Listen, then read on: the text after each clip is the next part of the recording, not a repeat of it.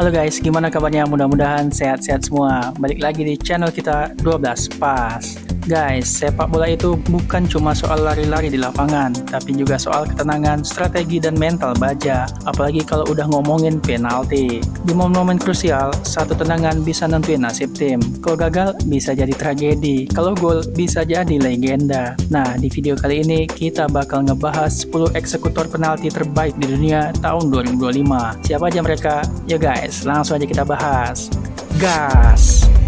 Ini dia 10 eksekutor penalti terbaik di dunia tahun 2025. Dunia sepak bola itu penuh drama, kejutan, dan ketegangan. Tim-tim terbaik di dunia selalu ngincar trofi paling bergengsi dan kadang penentuannya adalah tendangan penalti. Argentina contohnya, mereka juara Piala Dunia tahun 2022 setelah ngebantai Prancis lewat adu penalti. Bikin deg-degan seluruh dunia. Pas pemain maju ke titik putih, beban mentalnya nggak main-main. Dari luar sih kelihatan gampang, tinggal nendang dari jarak 12 yard, tapi aslinya banyak banget faktornya. Ada perang urat saraf juga, di mana pemain harus ngecoh kiper supaya salah tebak. Ada yang milih nendang kenceng, ada juga yang sok cool pakai teknik Panenka yang nyantai banget. Nah, beberapa pemain emang jago banget soal penalti. Ini dia daftar 10 eksekutor penalti terbaik di dunia versi kita. Peringkat ini murni berdasarkan persentase keberhasilan. Jadi jangan kaget kalau Cristiano Ronaldo atau Lionel Messi nggak masuk, karena mereka udah beberapa kali gagal penalti. Langsung aja guys, nomor 10 ada Sergio Ramos yang main di CF Monterrey. Dia punya persentase penalti gol 86%.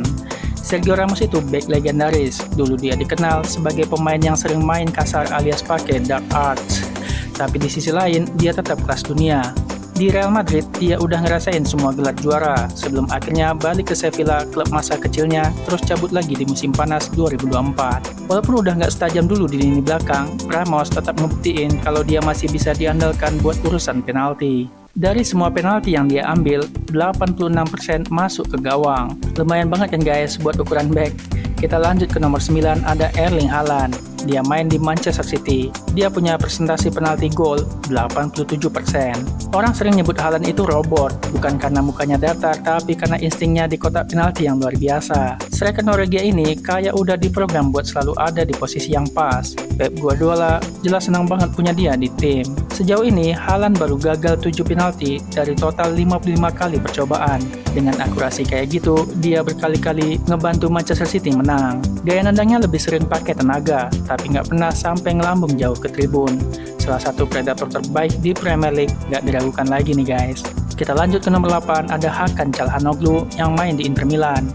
Dia punya presentasi penalti gol 88,2%. Hakan Çalhanoğlu dari Inter Milan dan timnas Turki ini bisa dibilang spesialis bola mati. Dari 51 penalti yang dia ambil, 88,2% masuk gawang atau gol guys. Inter Milan berkali-kali ngandelin dia buat nyelamatin tim, termasuk waktu mereka menang 1-0 lawan Arsenal di Liga Champions gara-gara penalti dari dia. Nggak cuma jago penalti, Çalhanoğlu juga salah satu eksekutor tendangan bebas terbaik di dunia. Pemain 31 tahun ini sering diremehin, padahal kualitasnya nggak main-main, baik di liga domestik maupun di kompetisi Eropa. Bisa dibilang dia salah satu gelandang paling underrated saat ini. Kita lanjut ke nomor 7, ada Harry Kane yang main di Bayern Munich. Dia punya rasio penalti gol 88,9%.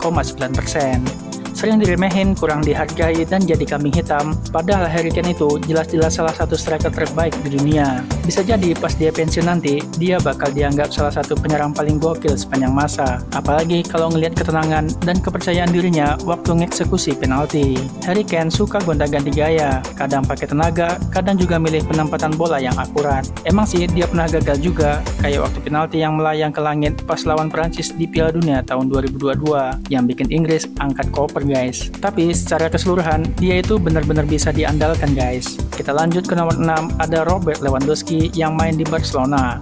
Dia punya rasio penalti sukses 89,7%. Robert Lewandowski udah ngangkat semua trofi yang bisa dimenangin di dunia sepak bola. Karirnya benar-benar kayak mimpi. Sukses besar di Jerman bareng Bayern Munich sebelum akhirnya nikmati hidup di Barcelona yang adem banget di pinggir laut Mediterania. Sama kayak Harry Kane, dia bisa diandalkan buat tetap tenang di momen-momen tegang. Lewandowski udah nendang lebih dari 95 penalti sepanjang karirnya dan sukses nyetak 87 gol. Kalau kebanyakan pemain gampang ketebak, si pemain Polandia ini sering bikin kiper bingung dengan pilihannya yang nggak bisa di diprediksi. Banyak kiper yang kesel banget sama dia, soalnya dia susah banget ditebak. Mungkin aja sebelum dia pensiun, jumlah penaltinya bakal nyentuh angka 100. Kita lanjut ke nomor 5, ada Bruno Fernandes yang main di Manchester United. Rasio penalti suksesnya 90,5%. Di tengah kekacauan pertandingan, Bruno Fernandes bisa ngebawa ketenangan buat timnya. Itulah kenapa dia dianggap sebagai salah satu gelandang terbaik di dunia, walaupun kadang ada sisi gelapnya. Doyan jatuh, gampang dan hobi banget ngomel ke wasit. Sejak gabung ke Manchester United dari Sporting Lisbon, Fernandes selalu jadi andalan buat eksekusi penalti.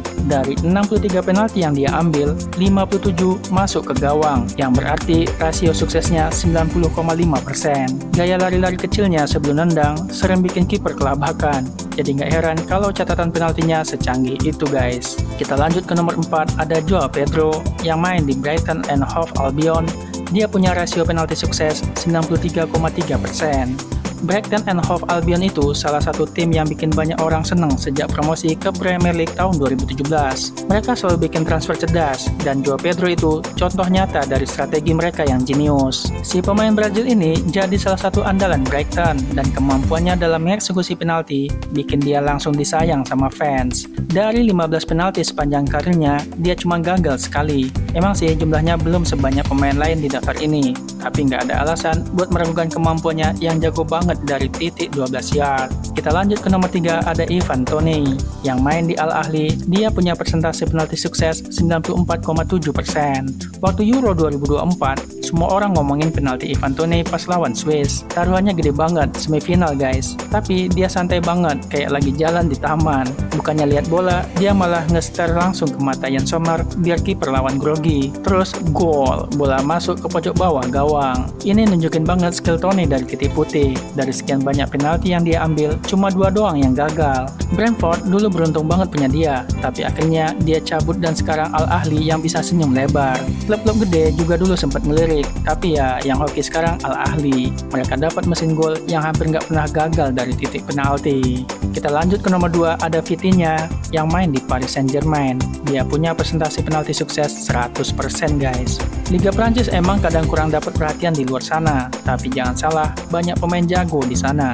Salah satunya ya Vitinha ini guys, mantan pemain FC Porto yang sekarang main buat PSG ini nggak cuma jago ngedribble, tapi juga dingin banget kalau ngambil penalti. Gini aja, dari 12 kesempatan dia ngambil penalti sepanjang karirnya, nggak ada satupun yang gagal. Mantep nggak guys?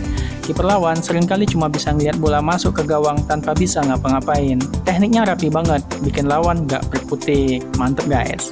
Kita lanjut ke nomor 1, ada Cole Palmer yang main di Chelsea. Dia punya persentase penalti sukses 100%, sama kayak Vitinha guys.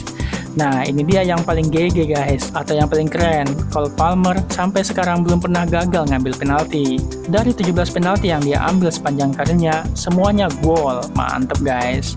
Di musim 2023-2024, Chelsea dapat banyak penalti, tapi tiap kali Palmer yang maju, fans Chelsea udah tenang. Nggak ada drama, nggak ada panik. Dia sering banget cuma ngerol bola ke pojok bawah gawang, nggak perlu pakai tenaga gede. Tapi tetap bikin kiper frustasi karena udah kebaca, tapi tetap nggak bisa dihentikan.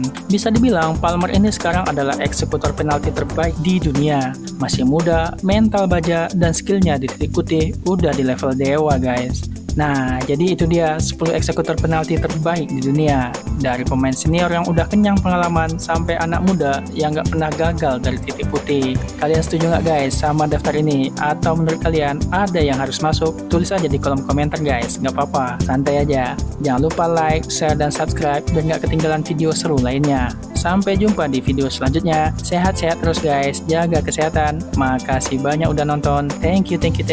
Bye-bye.